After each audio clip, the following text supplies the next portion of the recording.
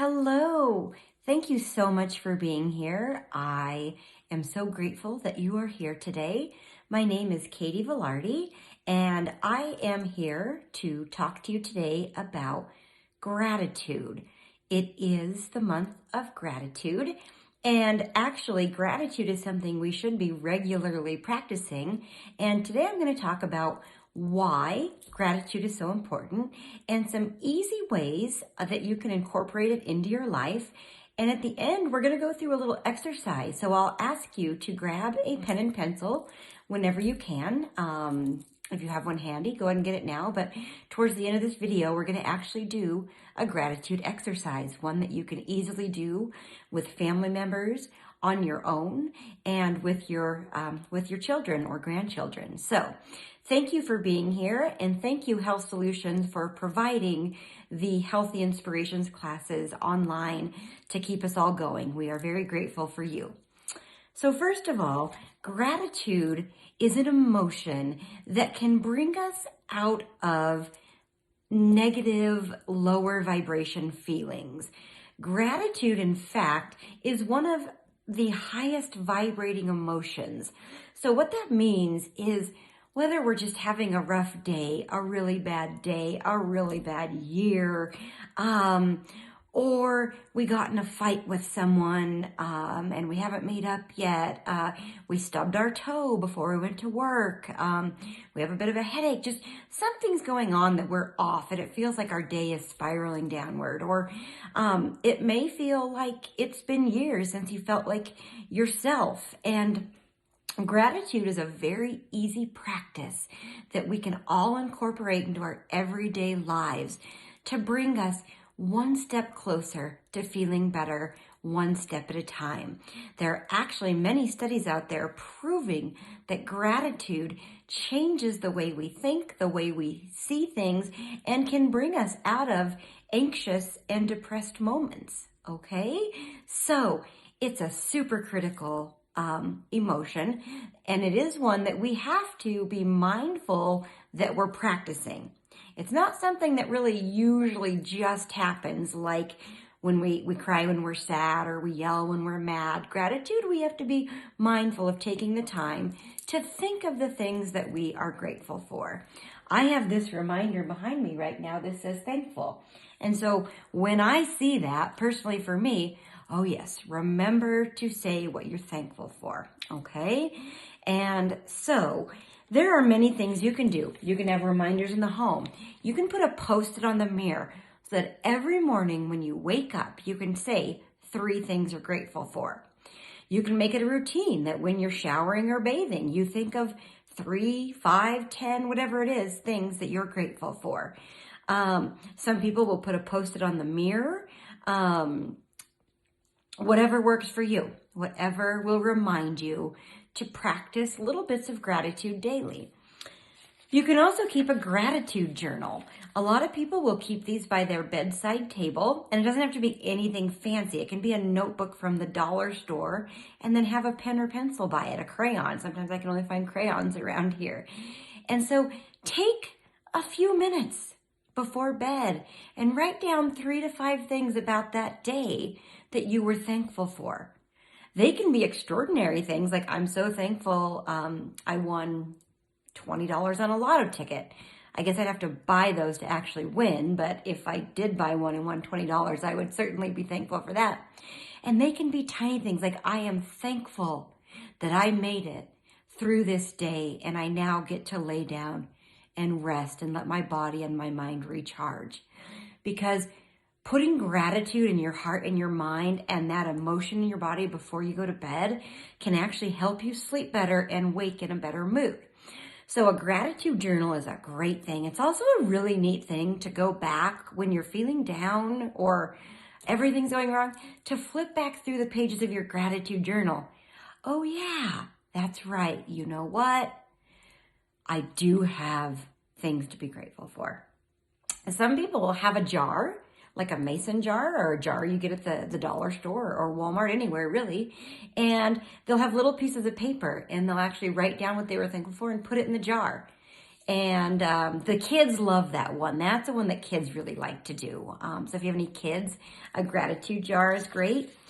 Becoming a helper or volunteering, helping a neighbor shovel their sidewalk, helping your children do their homework, helping a friend, or helping a stranger who looks like they're struggling to open a door because their hands are full. When you help someone else, it actually fills you up as well. Same for writing a gratitude letter to someone else. So there are so many people in our lives that we just don't say thank you enough to, because we're used to them doing all of these good things for us, or even little things once a year for us, whatever it may be. And a thank you card or letter written to that person not only fills you with gratitude because you're writing your thanks to them, but think about the person on the receiving end of that as well. You have just passed along good emotions on all ends. So that's a neat one. Noticing beauty in nature. We hustle and bustle. I got to get the kids here. I'm running late here. I'm running into work. We're running. Stop, go a little bit slower.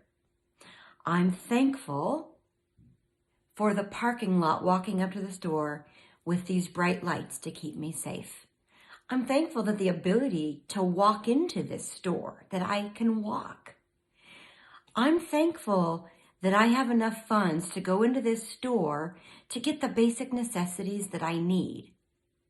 I'm grateful right now when I'm recording this, it's fall. I'm so grateful, and often I probably miss it because I'm rushing around. Look at the trees and the bushes. There are such beautiful fall colors. And if you watch this by the time that's gone, then look at the beauty of the trees in rest. They're recuperating to bloom again beautifully this spring. And we need the same. We need rest and recuperation. And so be thankful for the trees in rest and that they'll be coming back. And thankful for times that maybe you're bored, because that might be a time of rest your body needs. Looking for the positive in situations and being grateful for those pieces. 2020 has certainly presented many challenges and a lot of just negativity in the media, whether it's, and in the world, and these things are really happening, whether it's the economy or elections or inequalities between gender, race, any type of orientation. There's so much negativity. But if we look hard enough, what can we be grateful for? I had a really hard time being in quarantine in March because I'm a people person. And I became really down. And so I had to stop and say, I am so thankful to have a roof over my head. I'm thankful that my husband and my children are healthy, well, and alive, and we're all here. I'm thankful that we have food in the house.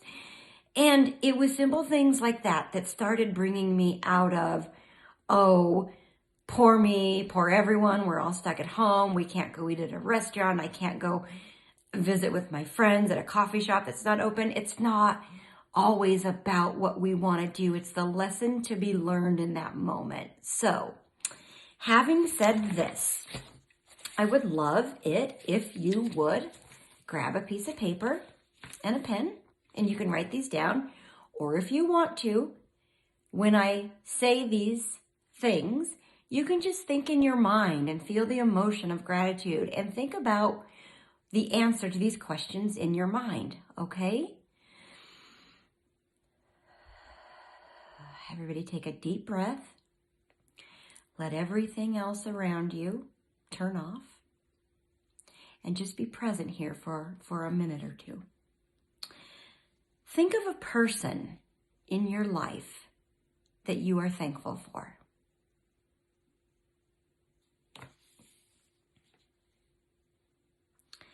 Name a place. Think of a place. Bring it up in your mind, a place you're thankful for. And really be there with that garden, or somewhere you went on vacation, or a cozy room in your home, or a spot on the couch, or your office at work, even though it's been a stressful day because you have a job. Think of somewhere, a place that you are thankful for. Name a thing or two. Things. What things are you thankful for?